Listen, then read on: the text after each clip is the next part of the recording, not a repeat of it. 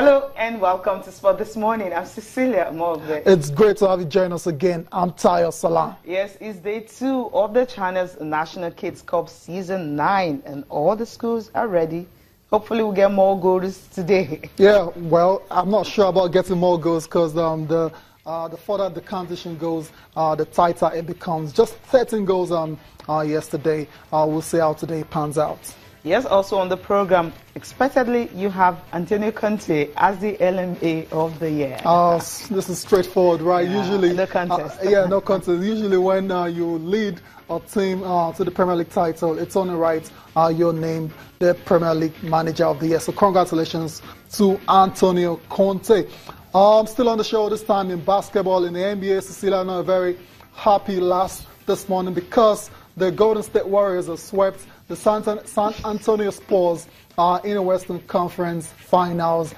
They won that game, Game 4 basically in San Antonio.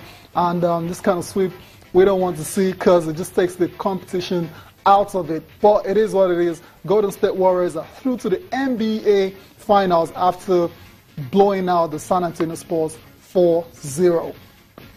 Okay. Yes, I mean, what do you have to say? Come on, they should have gotten a game out of it. It was always going to be difficult because once, when it's not, as a coach, yes. Greg Popovich, absolute legend, is going to be a Hall of Famer when it's done with the game. But you can't give what you don't have. Yeah. Playing personnel matters a lot. Yeah. And once Kawhi Leonard, okay, first of all, Tony Parker went down. Okay, you thought, okay, how are they going to survive now? But then they still have somehow they were able to pull through. And then Kawhi Leonard went down. I mean, when you're playing the best side in the NBA, I mean, no doubt, based on numbers, the Golden State Warriors are the best team in the NBA. When you're playing that kind of team, you need the full complement of the players. And once Kawhi Leonard went down with that injury, you knew it was going to be a tough task.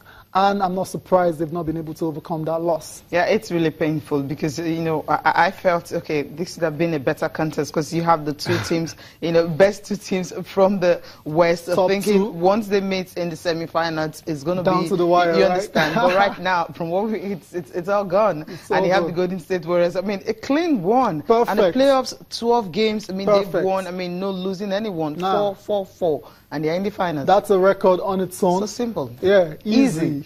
Easy as you like. So, confirmation of that result, Golden State Warriors defeating the San Antonio Spurs 129-115 in Game 4 in San Antonio. As a result, they will play or they will contest the NBA Finals against either the Cleveland Cavaliers or the Boston Celtics. So, it is what it is.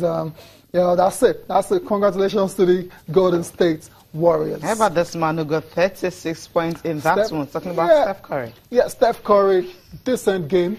36 points. And let's not forget KD as well, too. Yeah. KD, 29 points and 12 rebounds he had in that particular victory for the Warriors. So they will just, just chill a bit now and just cross their legs and wait for whoever is going to contest the NBA Finals against them, whether it's the Celtics or the Cavaliers. Because right now it stands at 2-1. 2-1. Yeah, that one should go to the wire. Nah, come on. Just because the Celtics stunned everyone by winning the third game. The Cavs have actually had enough rest in the NBA. That the first two series just sweeping it. This is the third one. At least they need to work harder, and the Golden State Warriors will also do the rest. So all of a sudden now you think it's going to go to a game 7? No, it may not go to game 7. Nah, it's going to be hard, but then we'll just expect it to maybe game 6, not game 7. Okay. 5 or 6. 6. That should be okay. Okay, game that should 6, be fine. That should be fine. But not.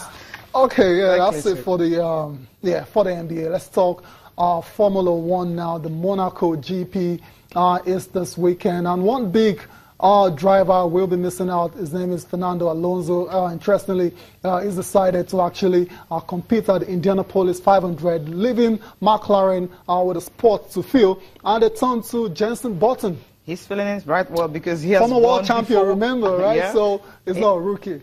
And talking about the Monaco Grand Prix, he's not also a rookie in this race. He has won also here. And returning will be more like a sweet one for him because if you check what has happened to McLaren so far this season, I don't know how Fernando Alonso was able to manage with the bad tire that they had. He was able to manage it, finishing 7th in the previous race in the qualifier in Barcelona. So that tells you a whole lot. But he says that, look, the engine is better now.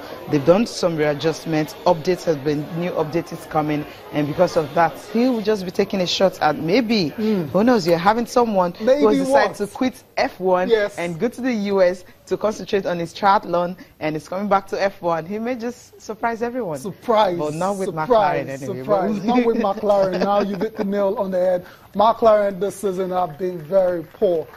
So I don't know the chances of Jenson Button actually, creating an upset at the Monaco GP. Those chances are very diminished, and that's the reality. Let's listen to Jenson Button, former world champion. Isn't speaking ahead of his so-called return to Formula One. Yeah, really good. I'm very excited. So first of all, it was great to see the performance in Barcelona in qualifying by Fernando. P7, I mean, what a step forward. He obviously did a great lap, but I think it just shows the how much improvement that the team has made. Massive. I can't say how many points of downforce, but it was a lot. And there's another good step for Monaco as well. So very positive, and for me, it's a great race to come back for. It was my home for 17 years. I've won in Monaco. I've had some great races in Monaco, and it's a circuit where the car should work really well. So. Yeah, it should be a fun weekend, and I've been in the simulator this morning. Did a bit of time a couple of weeks ago as well, and so preparations are going well. Understanding all the new systems and what have you with the car, because there are certain things that are very different. In terms of the feel of the car, when I jumped in, I initially didn't like the feel, and this was before the updates. Okay. So we did make some setup changes, and it felt much better, and it suited my style a lot more. And with the updates, it's pretty awesome to drive. So.